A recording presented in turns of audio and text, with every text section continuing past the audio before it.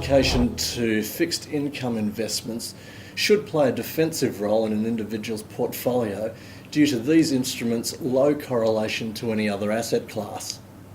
Martyn Simpson from Colchester Global Investors joins me right now to talk about how an allocation to fixed income can add value. Hi Martyn, thanks for joining me today. Oh, thanks for having us here. Look, maybe we should start with why anybody in Australia considering an allocation to fixed income should look beyond the domestic borders.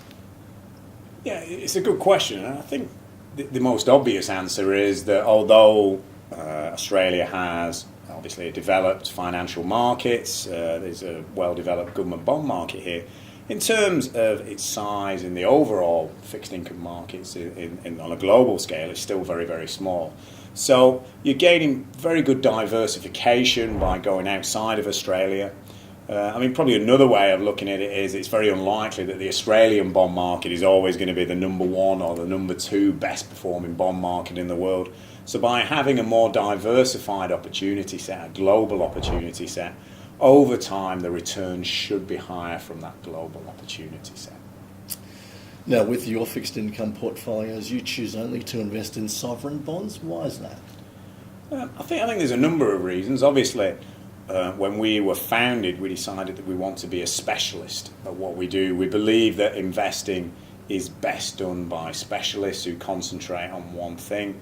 That way, if our portfolios are doing well, our investors are doing well, but also it's the only thing we have. So all our focus is going into that. The second reason is that when you think about fixed income, as you said, it should be a defensive allocation. And by only investing in global sovereign bonds, we're able to give that defensive allocation. We don't invest in credit, we don't invest in mortgages, we don't have things like high yield in the portfolio.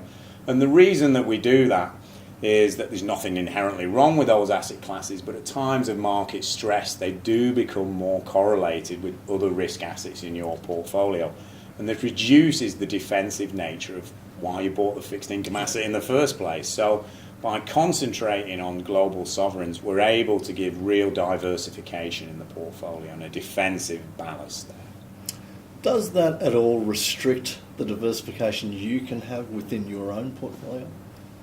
It's a good question. I suppose in some ways it does a little, but what it stops us doing is taking on too much excessive risk or running the problem that we're becoming more correlated with the risk assets that we're there to diversify against. Also at Colchester, we look to invest in smaller markets if the opportunity is there and the valuations look attractive. So when I'm talking about smaller markets, I'm not talking about Sri Lanka or Venezuela or frontier markets like that. Yeah. We're more talking, say, like New Zealand or the Australian inflation-linked market or Sweden, Norway, those kind of smaller markets where we sometimes find attractive opportunities, and because of the size of our company, we manage 58 billion Australian dollars, which isn't small, but it's a size that's suitable for putting meaningful positions to work in those markets. So we're gaining very effective diversification because of that. Yeah. So we've talked about the defensive characteristics of fixed income, but they've got a performance value add as well, don't they? They've performed pretty well against equities that a lot of people might not actually know. Yeah, I think people tend to look at bonds and just think they're very boring and they're only there for when things go wrong. But actually, if you look through time, returns from global bonds have been relatively good. Certainly at Colchester, we've been able to add alpha on top of that in our flagship fund that's been running for about 18 years now. We've averaged about 2.5, 2.6% alpha every year. So, they're very strong numbers. But like I say, we tend to get cast in the shadow of the more glamorous equity market where, you can see some big ups, but you also see some big downs where it tends to be a bit more steady from global fixed income. So Martyn, can you give us a little bit of an insight into how your investment process and philosophy works? Yeah, sure. What we say is we're a value investor.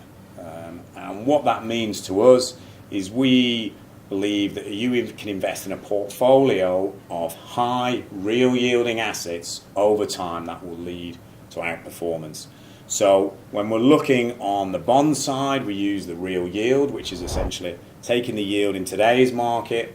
We then subtract where we think inflation will be in 2 years' time, and that gives us the real yield. And essentially we're looking almost from the highest real yielding down to the lowest, and we're looking to try and capture as many of those high real yielding markets as we can within the overall risk framework.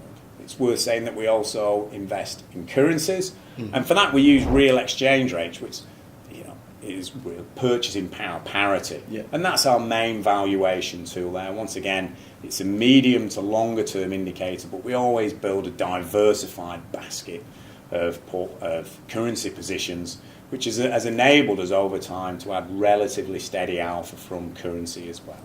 Mm-hmm, mm-hmm.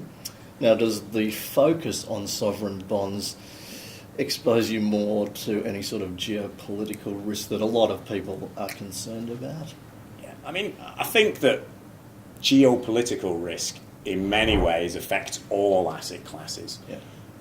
And certainly global bonds aren't immune to that. But what I would say is that if you look back, certainly through our track record, and you pick out certain key flashpoints where global political risk was heightened, you tend to find that global bonds actually perform pretty well.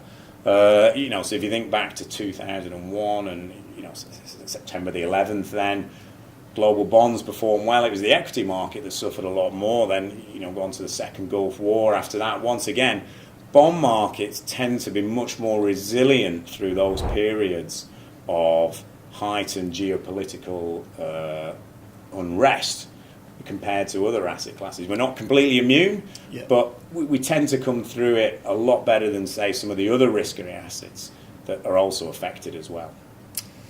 And right now, what are some of the economic conditions that are affecting bond investments? Well, at Colchester, when we look at the global economy, we actually think it is in a pretty good state. Global growth seems to be going quite well. It wasn't as strong as it was last year, but it's certainly not weak by any stretch of the imagination. We think that consumers around the world are feeling pretty good because unemployment rates are coming down. So if you look at the US, you can see that unemployment rates are the lowest they've been since the 60s. Yeah. In the UK, the lowest since the early 1970s. And this is giving, the consumer a real feel-good feeling. What tends to be the concern at times like this, when you've seen a good period of growth, is people worry that inflation is going to start to rise. And we do see inflation rising from these levels, but we don't see that going to alarmingly high levels that would be a big worry to the bond market. Rather more return to normal levels. So when we say normal, let's say pre-GFC inflation rates. Yeah. All right, that was very informative. Yeah. Thank you very much for your time today, Martyn. No, thank you for having us here. Thank you.